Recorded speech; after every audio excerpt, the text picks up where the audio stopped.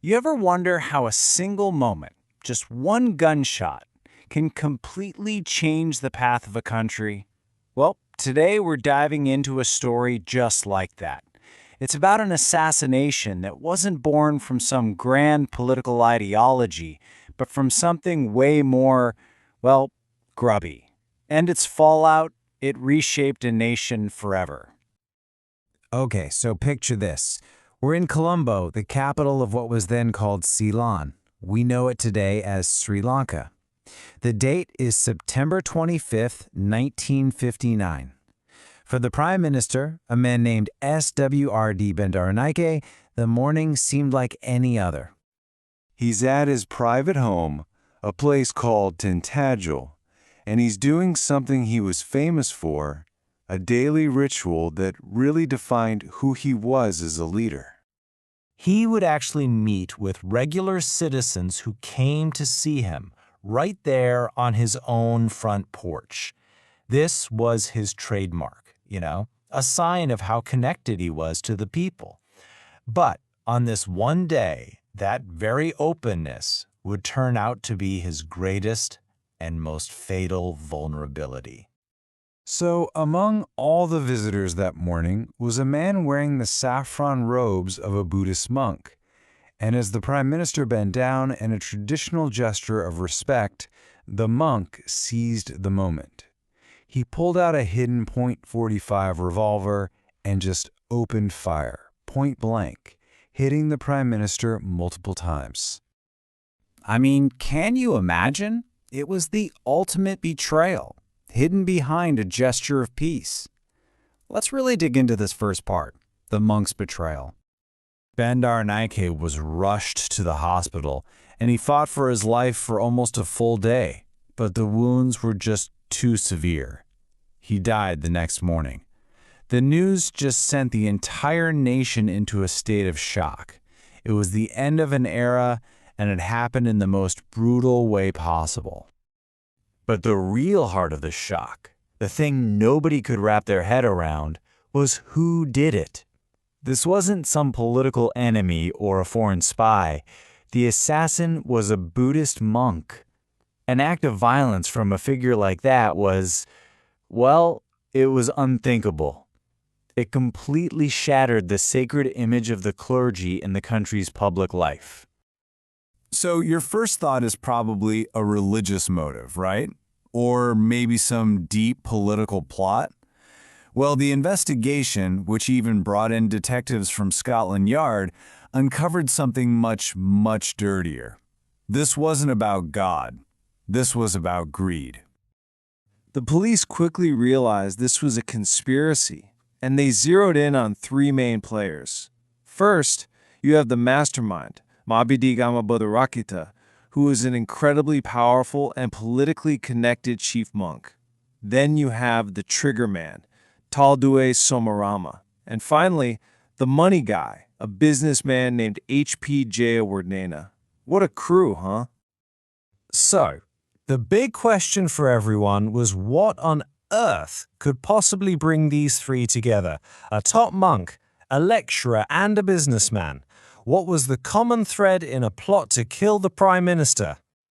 And the answer was just depressingly simple. Business. Sordid commerce. The motive wasn't about faith or nationalism. It was all about money. And here's exactly how it went down. Buddharakkitha, the mastermind monk, and his business partner Jayawardena start a company.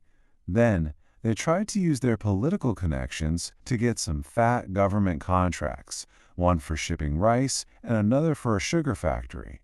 But Prime Minister Bandaranaike, he wasn't playing ball. He refused to be bribed or influenced, and when their path to getting rich was blocked, their solution was horrifyingly simple. Get rid of the guy who's in the way. So once the plot unraveled, it led to one of the most sensational trials in the nation's history. And this trial had a twist that you just won't believe. Which brings us to our next section, a crazy legal loophole. So get this. At the end of the trial, the verdicts came in and they were stunning. The assassin, Sonorama, the man who actually pulled the trigger, was found guilty of murder and sentenced to hang. But the two masterminds, the guys who planned the whole thing, they were only found guilty of conspiracy and got life in prison. So you have to be asking yourself, how is that even possible? How do the guys who cooked up the entire plot get a lighter sentence than the man they convinced to carry it out? It doesn't make any sense, right? Well, here's the unbelievable answer. It all came down to a legal technicality, a loophole. See, the death penalty had actually been suspended back in 1958. After the assassination, public outrage was so huge that the government rushed to bring it back. But, and this is the key, the court ruled that the new death penalty couldn't be applied retroactively to the conspiracy charge. The murder happened after the law changed, but the conspiracy happened before. That tiny detail in the law saved the masterminds from the gallows. So the trial eventually ended, but the true impact of this story was just getting started. The assassination didn't just end a man's life, it fundamentally changed the direction of an entire country. And that's what we're going to explore in our final section, the legacy of this killing. With Bandaranaike suddenly gone, the country was thrown into political chaos.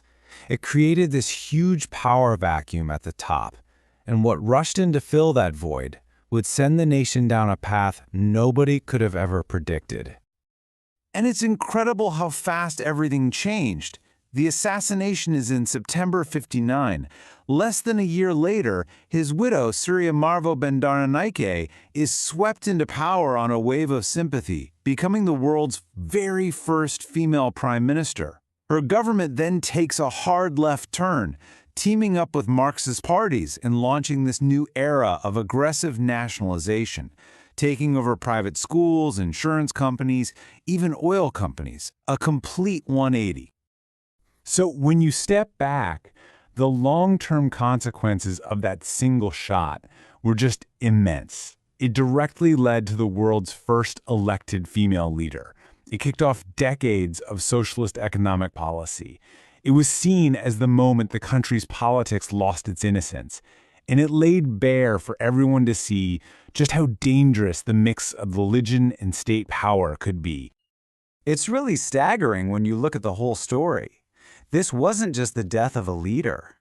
That one act of violence, born out of pure, simple greed for a business deal, became the catalyst for a completely new chapter in the history of Sri Lanka. And it just leaves you with this one big question. We tend to think of history as these huge movements and epic battles of ideas. But this story is such a powerful reminder.